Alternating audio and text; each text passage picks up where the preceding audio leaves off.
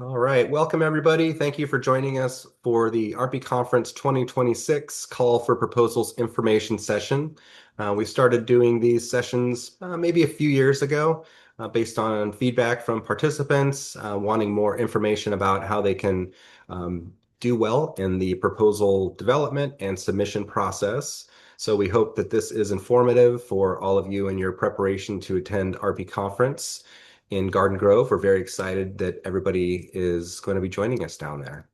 So my name is Brad Trimble. I am the Director of Learning and Strategy for the RP Group. I also serve as RP Conference Tri-Chair with two of my esteemed colleagues who are going to introduce themselves. Jamie, would you like to go first? Sure. Hi, everyone. My name is Jamie Sykes. I use they, or he pronouns. I'm a research and planning analyst for the San Diego Community College District, and I am your field member tri-chair. Michaeline, go for it. Hello, my name is Michaeline Pontius. I'm a senior research analyst at City College of San Francisco. I am also an RP board member, and I am on the RP Conference Planning Committee. I'm as one of the tri-chairs. All right. Thank you very much for your continued partnership in the development of this conference. We couldn't do it without you. So thanks for being here. All right, I just put a link in the chat to the RP Group website, the call for proposals section specifically, in case anybody wanted to open that up and go through the information that's included there as we run through our slide deck, because a lot of the all the information that we're going to be covering in the slides is obviously on the website. So feel free to do both. And Jennifer, I think we're ready for the next slide. All right. So our theme this year for RP Conference is embracing the messy work of equity and change together. I've got a description on the website. I'll go ahead and go over it verbally here as well. RP Conference 2026 calls on institutional research, planning, and effectiveness professionals to step boldly into the complexities of equity and systemic change. Transformation in our colleges is not linear. It's iterative, imperfect, and at times uncomfortable. Yet, it is in this messy, shared work that we find the greatest opportunities to advance equity, strengthen our profession, and ultimately improve student outcomes across the California Community Colleges system. This year's theme, Embracing the Messy Work of Equity and Change Together, invites participants to engage in candid conversations, share lessons learned from trial and error, and highlight the tools, practices, coalitions, and communities of practice that enable meaningful progress. Sessions will emphasize student-centered change while reflecting the diversity of voices, perspectives, and lived experiences that enrich our field. Together, we will create a learning environment that welcomes vulnerability, experimentation, and bold ideas, reminding us that equity-driven change is challenging, ongoing work that requires all of us. So we hope that that's somewhat informative of what we're hoping to achieve here with our conference theme. And on the next slide, we'll go over the conference tracks. We've had some changes this year in the tracks from some of our more traditional tracks. We're trying to help feed into the theme and expand kind of the breadth and depth of the types of proposals that we're seeking this year. So just be aware that when you're choosing a track for your proposal, just be aware that there's not any particular ranking that goes into that. So it's, sometimes we'll move a particular proposal around from one track to another if we don't have enough coverage in one, and maybe it was a secondary track because we ask you to identify a primary track and a secondary track. And so just want to let you know that it's not a huge deal depending upon which track you select. We'll tend to find a home for it if it scores well. Let's see here. So planning for change. So here is a description of what we're looking for in that track. Change is constant in the CCC system, but meaningful transformation requires more than just compliance. It requires intentional, equity-minded planning. This track explores the tools, frameworks, and strategies for IRPE professionals that they can use to center student voices, dismantle inequitable structures, and connect institutional effectiveness work directly to outcomes that matter. Sessions will provide practical strategies for aligning local research and planning with system-wide initiatives such as Vision 2030, guided pathways, and equitable hiring practices, just to name a few. Presenters will share approaches to integrating universal design principles, addressing office climate, and using planning as a lever for equity-driven institutional change. This track invites participants to engage with frameworks that bridge planning and research, explore systemic solutions, and leave with actionable tools to move their institutions forward. I'll go ahead and add a link to the track descriptions in the chat so you can drive yourself if you'd like. The next track is research and action. Kind of self-explanatory here. It's going to be research-focused proposals. Research alone doesn't create the change, though. We all know that, right? We're trying to help folks move from research and data to change, to action. And it's about the work that we do to empower that. So this track focuses on real-world application of IRPE research to improve student outcomes and advance equity. Case studies, experiments, and process stories will highlight how colleges are using data to drive transformation in classrooms, student services, and campus culture. Sessions in this track will embrace the value of works in progress, showcasing not just polished results, but also the pivots, the setbacks, and the lessons learned along the way. Presenters are encouraged to share experiments in using new methodologies, incorporating student researchers in projects to the extent possible, leveraging emerging tools like AI, and aligning local research with statewide priorities. By focusing on the process of research and action, this track creates space for learning through experimentation, reflection, and iteration.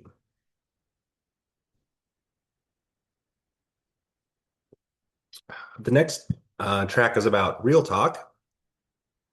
So embracing the theme that equity, work, and change is messy and sometimes uncomfortable. This track is intended to highlight some of those examples.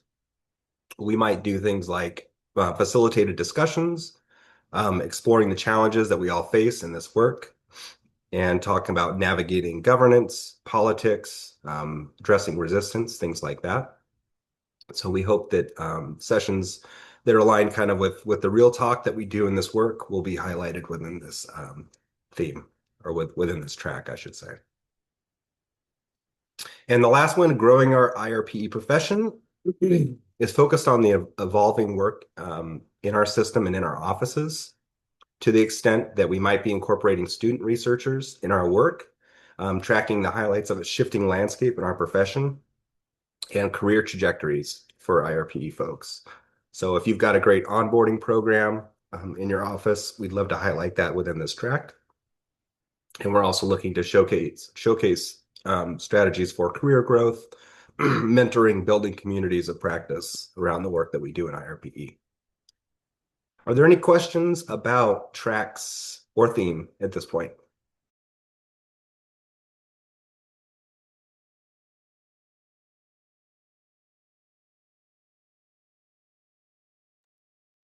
Okay. If not, we can keep moving here. Right, here is a link to our rubric. Let's put that in the chat for you.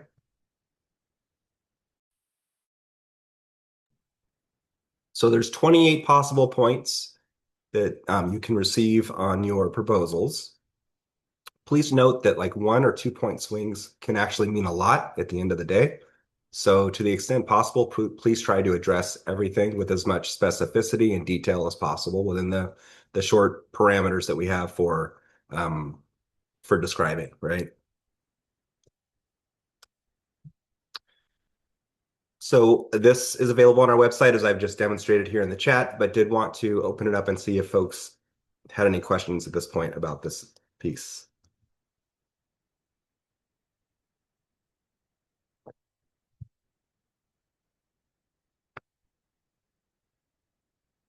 All right. So now I'm going to just dive a little bit deeper. These are the examples of the rubric sections that we have. Most all of them have a question or multiple questions in the call for proposals application.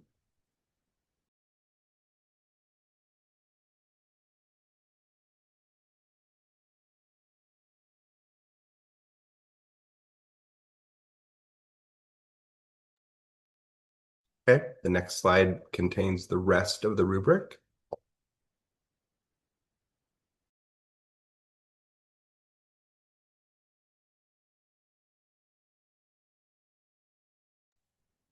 All right, and now for some helpful hints. So as I was mentioning earlier, we're hoping that you're going to convey well-developed ideas succinctly and clearly. Might be a good idea to have somebody in your office read your proposal, maybe some friends at another institution, maybe your supervisor, for example, to help ensure that you're communicating as effectively as you'd like to. Please be sure to provide clear learning outcomes for participants. Might be a good idea to lean into some faculty on your campus, right? They're constantly developing learning outcomes for everything that they do. So they could be a good resource in helping to make sure that those are concrete. And to the extent possible, it works best if you use a Word doc. So copying and pasting from the Word doc into the submission form. We tend to find that if folks are entering things directly into the submission form, that we find more typos and you can lose progress at times. So definitely recommend copying all of the questions into a Word doc and then addressing them there. A few more helpful hints. To the extent possible, we'd love to see examples of gamification, visual storytelling, personal anecdotes, live demonstrations. Audience-generated content is always super helpful as far as engagement goes. And to the extent possible, surprise elements. So if you're able to bring things into your presentation, such as thought-provoking data, shocking testimony, live performance, simulation, interactivity, all that is greatly appreciated and really helps move your proposal up in the scoring process. It tends to be the area that we often see proposals needing more development is the audience engagement and how you attend or how you intend to meet that. Because a lot of times what we'll see is that somebody will put together a proposal and say that we're going to be asking questions throughout, have some polling, and then there'll be a Q&A at the end. But as a conference proposal reviewer, that doesn't really demonstrate the level of engagement. So to the extent you can maybe provide more context about what types of questions are going to be asked and how that's going to be used. Are there any questions about any of the helpful hints or ideas that we've shared so far?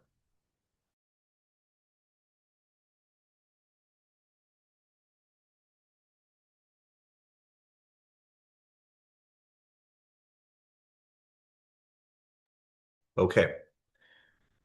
So as far as submitting proposals, Wednesday, December 3rd at midnight is the due date. So it's coming up here pretty quickly.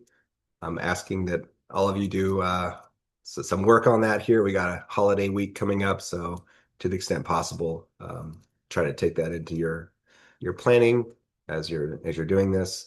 Everybody can submit multiple proposals. You will obviously be included in the mix. Even if you have multiple proposals, we want to see all the great work we can get. And all breakout sessions are 60 minutes.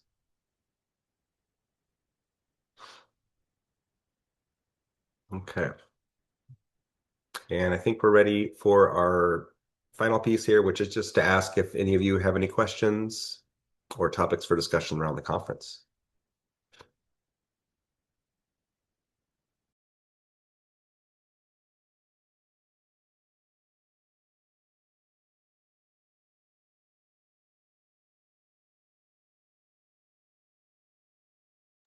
Hey, Josh, I see you. Hey, thanks. This is helpful. I guess one question I have is considering like guest co-presenters that are outside the research space that wouldn't necessarily want to or have the funds to like go to the conference. Is that something that someone can like kind of guest in to, or like how does that work? So are you talking about maybe somebody like a student or maybe like a vendor or somebody like that might not be Like faculty or VP that's like not otherwise wouldn't attend the conference, I guess, or wouldn't pay for the conference, I guess. Okay, so not paying registration and just like tagging along for a presentation? Yeah, is that an option or is that just something I should not consider when filling out the proposal, I guess? Yeah, I probably wouldn't consider that as an option. I'll double check for you and get back with a firm answer. But yeah, I would lean toward that being potentially problematic. Okay. No, yeah, no worries. I just wanted to check. Thank you. Okay. I would also say, Josh, that we've had faculty and VPs attend the RP conference, and they do get something out of it. Although it is geared towards researchers, I know faculty who try and go for my college, even who aren't presenting. Yeah, I totally get that. I just want to make sure I have my pitch ready if I have to go to somebody, right? Okay. Thank you.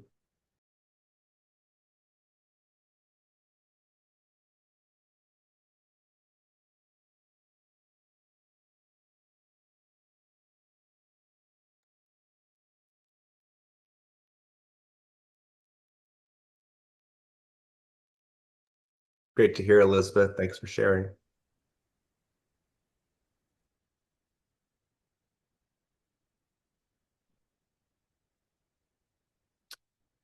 Yeah, Bella, I feel like you were potentially in one of my post-conference workshops last year. Yep.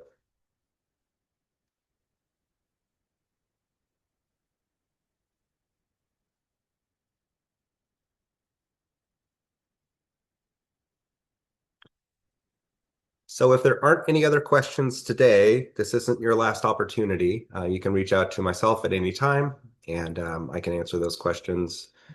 Even potentially have a strategy session with you if you get down the road with your proposal and you're like, hey, I'm just kind of wondering, how this might stack up. I'm happy to set up a meeting with you and kind of go over the pieces of that. So want to be an ongoing partner here.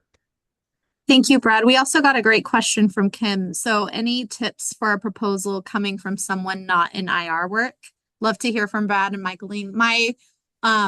My thoughts are, using the rubric to kind of align your proposal. If you're able to, include some relevancy to, and IR and institutional effectiveness are pretty broadly relevant. There's a lot that can be relevant to us, right? We have our hands in all sorts of pots. So I would say if there's something that you can relate it back to, at least like planning or institutional effectiveness, if not research or let's see, some context. So oh, I see. Okay, absolutely. So if you are not in IR, but you're with a group of IR folks, how you'll fit in. I personally love attending sessions that include practitioners. I would love to know kind of how you were able to use that collaboration with the research team to either improve the work that's happening at the Writing Center or how you informed IR's work, right? Working hand in hand with research practitioners as well. But I would love to hear from Brad and Michaeline or anyone else who has thoughts on that. Yes, I will absolutely echo Jamie's sentiments here. It can be an echo chamber, right? If it's just researchers at this conference. So I love it when folks who aren't doing the research that are able to share what's been done with the research, because at the end of the day, us researchers, we all want something to come of this work, right? There's just so many cases where, we put a bunch of work into a dashboard or a report or something like that, and it just ultimately ends up kind of sitting on a shelf, whether that be uh, somebody's document download file in their computer, or if it's, a physical report gathering dust. So to the extent possible, yeah, we love having those outside voices at the conference. Michaeline? I totally agree. The partnerships within my institution outside of IR have been super, super valuable. And so getting to see how other colleges are partnering, who they're partnering with, and what work they're doing really, really helps us then take that back to the college and figure out, how do we make those connections too, if we haven't already. Yeah, absolutely. A lot of us want to make sure that the work that we're doing is useful. And often it's y'all who are using it. And so knowing exactly, how we can leverage those relationships and collaborations is helpful. And just noting for folks who may not be able to see the chat, we're trying to make space for vulnerability. That's why also we have the Real Talk session track. So it's also okay to tell us when, how IR folks are not always helpful, or ways that we can improve assisting practitioners or whatever the things are. So it doesn't always have to be about how IR came in and helped. Sometimes it's also, well, what could we have done better, right? So always happy to make space for that. Yeah, because there's always limitations to the work that we can do, whether it's the data not being available or maybe being messy and dirty and not precise like we would like it to be. It's really helpful to hear those perspectives about how we can do this work better, because like I was saying about the echo chamber, we only have a limited I guess vision, right, with what is needed on the end. Like, we believe that building something will be useful, but then we often find that it's not. And so your voice is critical.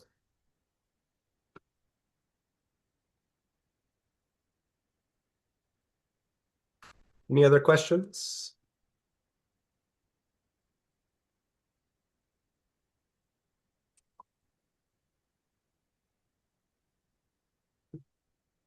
All right.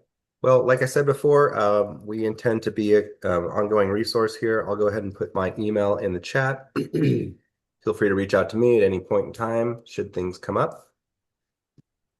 And we really hope to see all of you in Garden Cove at the NRP conference in April. Yes, got a private question here in the chat. This recording will be shared, yes.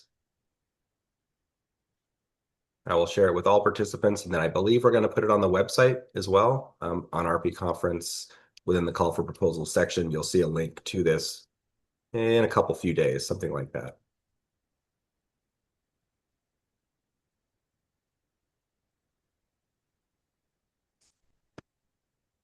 All right, well, hope everybody has a great rest of the week and an enjoyable holiday week following. So take care, all. Thank you, Thank you. everybody. Thank you.